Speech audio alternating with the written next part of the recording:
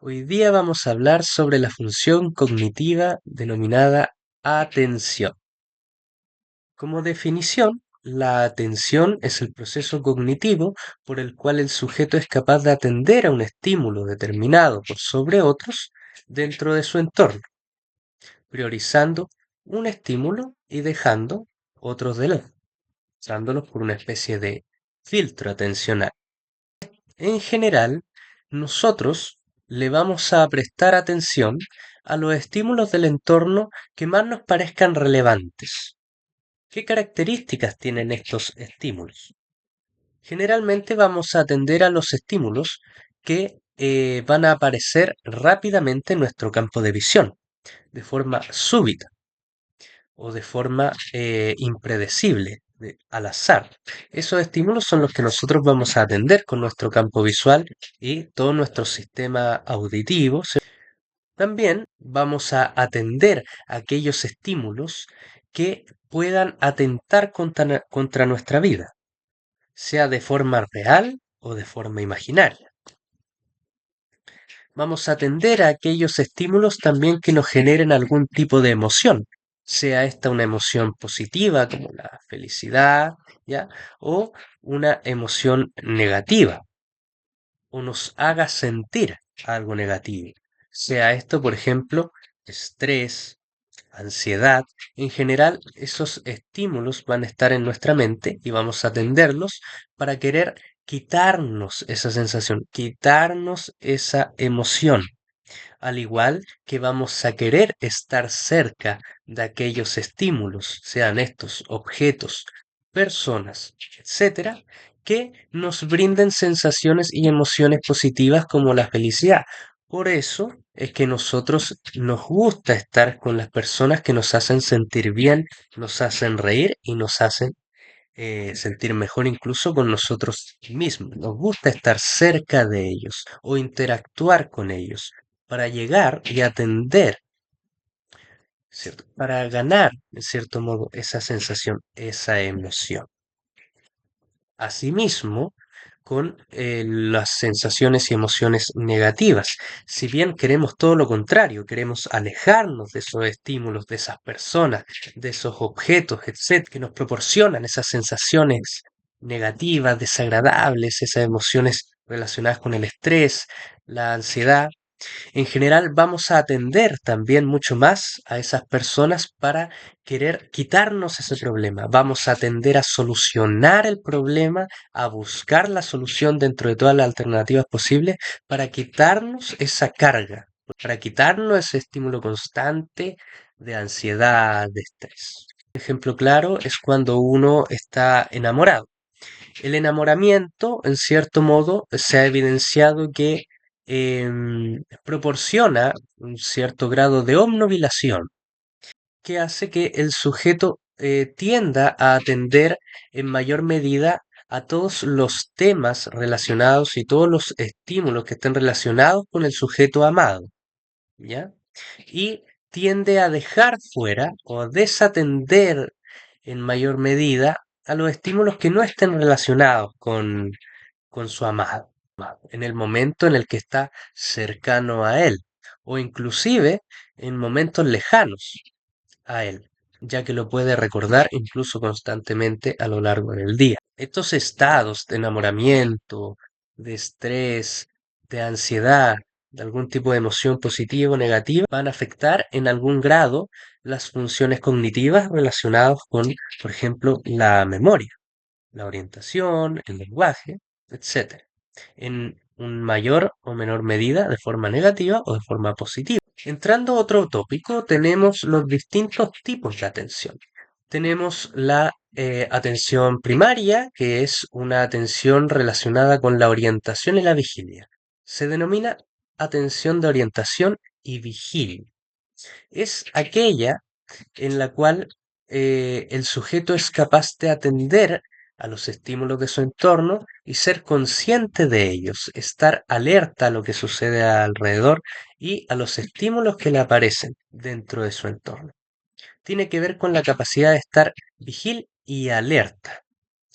Este tipo de atención se puede ver alterado por el consumo de drogas y el consumo de, inclusive, de alcohol, donde disminuye el estado de alerta desde la omnivelación, inclusive hasta llegar al letargo o el estupor.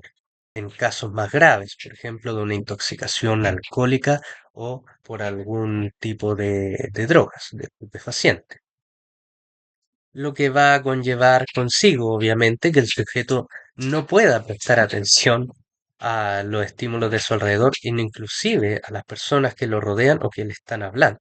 Luego tenemos la atención selectiva. La atención selectiva es la capacidad del sujeto de, como su nombre lo dice, de forma independiente, atender a un estímulo determinado, de forma voluntaria. Yo quiero mirar el reloj de forma voluntaria, lo miro, lo observo, aprecio el reloj y la hora. ¿M? Dentro de esta atención selectiva tenemos subtipos. Tenemos la atención explícita y la atención implícita. La atención explícita se refiere al atender al estímulo a través de la mirada y ajustando nuestro campo de visión en torno al estímulo que nosotros queremos ver. Por ejemplo, el reloj. Para ver el reloj tenemos que mirar hacia arriba, entonces ajustar nuestro campo de visión. Y tenemos la atención implícita, que es una atención más refleja, por decirlo así. Es aquella atención que se suele activar automáticamente, que es un poco más inconsciente.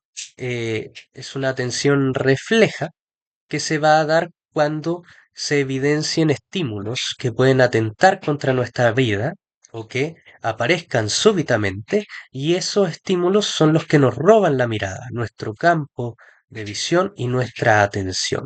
De repente, estos estímulos pueden ser ruidos muy fuertes, presencia de un animal extraño en nuestro campo visual, peligro, movimientos extraños que van a robar nuestra atención. ¿Qué significa esto? Que a lo que nosotros estábamos prestando atención vamos a dejar inmediatamente, por al menos unos milisegundos o segundos, de prestarle atención a lo que estábamos antes, para dirigirnos al estímulo súbito que apareció de repente en nuestro entorno, imprevisto muchas veces, y que ha robado nuestra atención.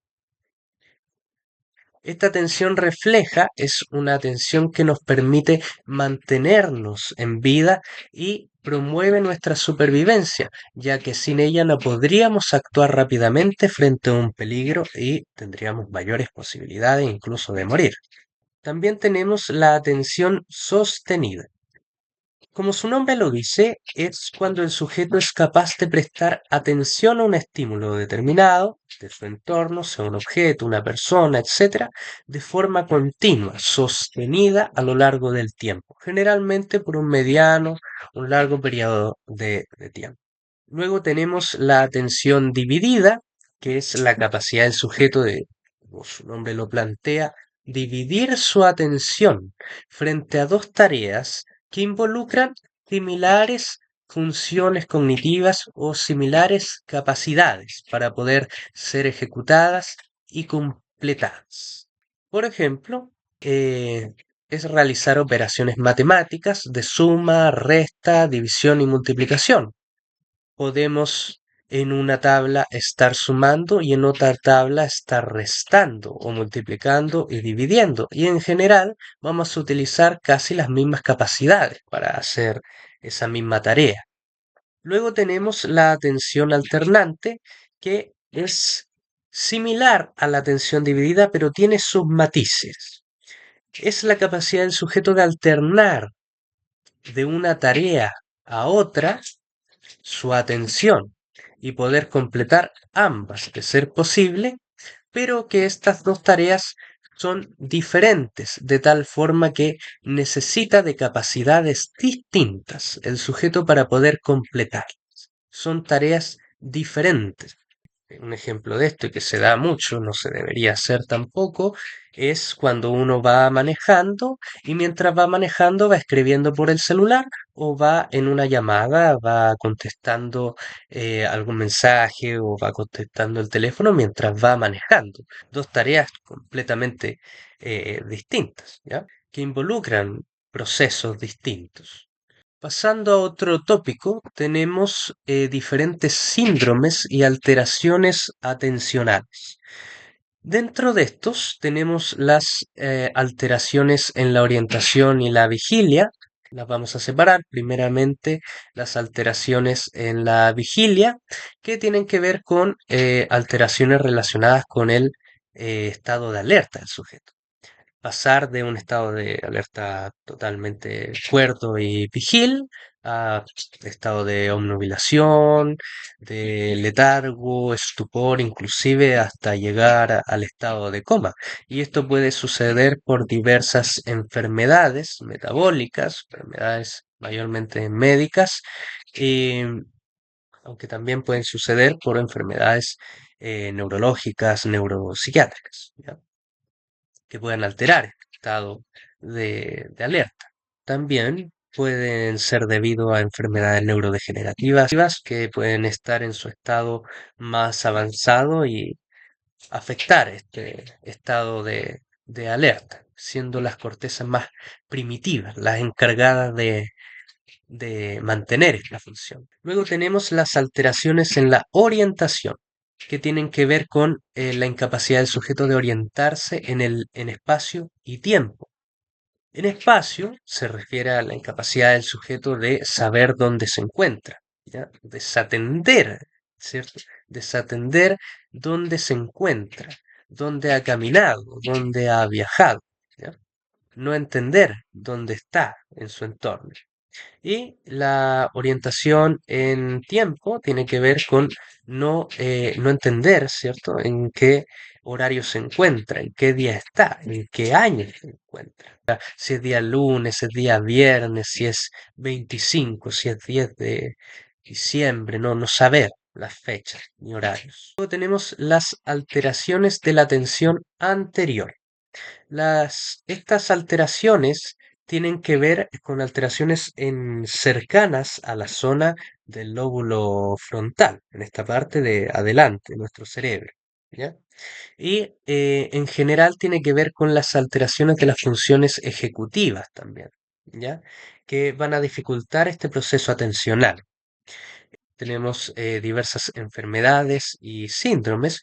Dentro de estas, por ejemplo, el más conocido es el trastorno del neurodesarrollo, que es el TDAH, el trastorno por déficit atencional, que puede ser con o sin hiperactividad. Es uno de los más conocidos, de alteraciones de las funciones ejecutivas y de la atención como función cognitiva. Finalmente, también tenemos las alteraciones de la atención posterior.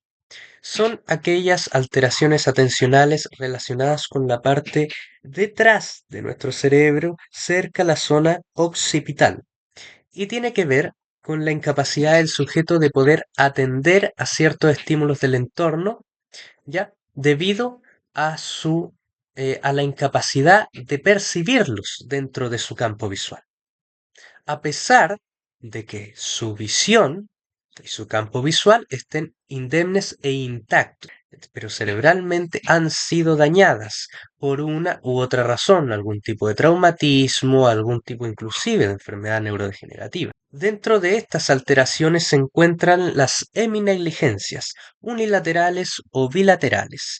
Las heminegligencias son aquellas alteraciones en las cuales el sujeto pierde la percepción sobre ciertos estímulos de su entorno y dentro de su campo visual, debido generalmente a algún tipo de daño cerebral ocasionado por algún traumatismo, algún daño súbito o crónico, como puede ser una enfermedad neurodegenerativa u otra.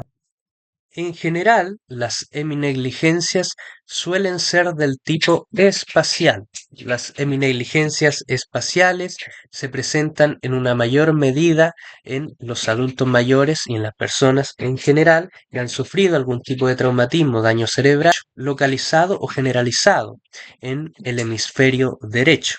En general, las heminegligencias ocurren por un daño en el hemisferio derecho del cerebro, que es este de aquí.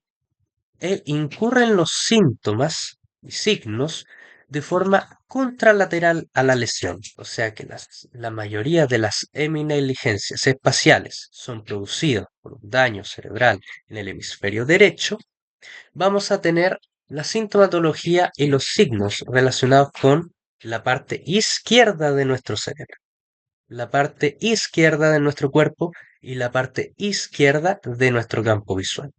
Estas personas no pueden percibir o se les dificulta percibir los estímulos y atender a los estímulos que están del lado izquierdo de su campo visual, a diferencia de los del lado derecho, los cuales se los pueden ver con mayor claridad y sin mayor dificultad. En casos más graves, inclusive el campo visual izquierdo se denomina formalmente el hemiespacio, ¿ya? El hemiespacio se deja de percibir y observar completamente en casos más graves. ¿Y por qué ocurre esto cuando hay un daño localizado en el hemisferio derecho? ¿Ya? Esto ocurre porque muchas áreas del hemisferio derecho están relacionadas con los aspectos más espaciales, los aspectos más visuales. Por ende, es más probable que se dañe, ¿ya? Que se dañen estos aspectos visuales y espaciales, ¿ya? Por un golpe directo o por alguna enfermedad neurodegenerativa que cause algún tipo de deterioro en el hemisferio derecho, más que en el hemisferio izquierdo, que también ocurre, ¿ya? Y como dijimos anteriormente, es contralateral a la lesión. Sería entonces el hemiespacio y el hemicuerpo derecho el que se dejaría de atender y de observar, o que se le dificultaría al sujeto. Mientras que el hemisferio izquierdo tiene funciones mayormente ligadas a lo lingüístico, ¿ya? A los aspectos del lenguaje, como el área de Broca, por ejemplo. Las emineligencias espaciales en general presentan una gran dificultad para los sujetos que la padecen, puesto que no es solo el dejar de percibir los estímulos del entorno en un hemispacio izquierdo o derecho con mayor dificultad, sino que pueden afectarle en mayor medida en su vida diaria, ¿ya? Y afectar finalmente su calidad de vida con problemas relacionados al poder vestirse de forma correcta, inclusive en la alimentación, dejando una parte del plato con comida y pensando que ya se la había terminado.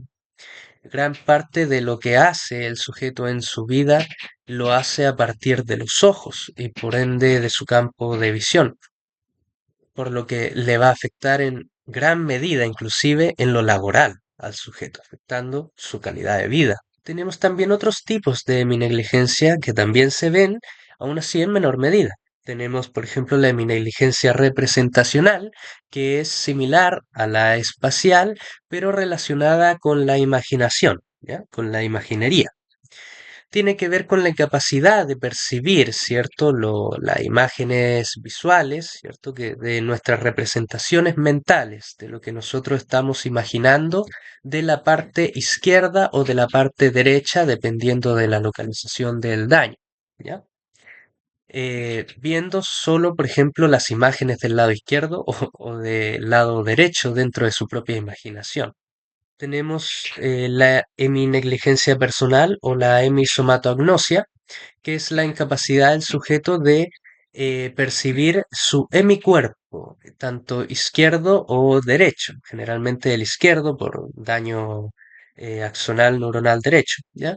En los casos más graves, inclusive llegar a pensar que su hemicuerpo izquierdo o el hemicuerpo derecho ya no es parte de sí mismo y que pertenece inclusive a otra persona. Y en casos inclusive mucho más graves y extraños, se presentan alteraciones como el pensar que las propias partes del cuerpo que no se perciben son las partes que le van a hacer daño al sujeto, incluso que van a atentar contra su propia vida. Por ejemplo, el síndrome o alteración relacionada con la mano que se ahorca a sí mismo. ¿ya? Argumentando que inclusive han perdido el control sobre esa parte del cuerpo. También tenemos otras alteraciones relacionadas, alteración relacionada con la extinción sensorial, que tiene que ver con que el sujeto cuando se le presentan dos estímulos iguales o similares o dos estímulos cualquiera dentro de su campo visual, se le presentan y éste extingue uno de los dos estímulos, sea el estímulo izquierdo o sea el estímulo derecho. Lo extingue, ¿en qué sentido? No lo percibe. El estímulo está ahí, todos lo vemos, pero él no lo ve. Lo extingue dentro de su campo visual, dentro de su percepción.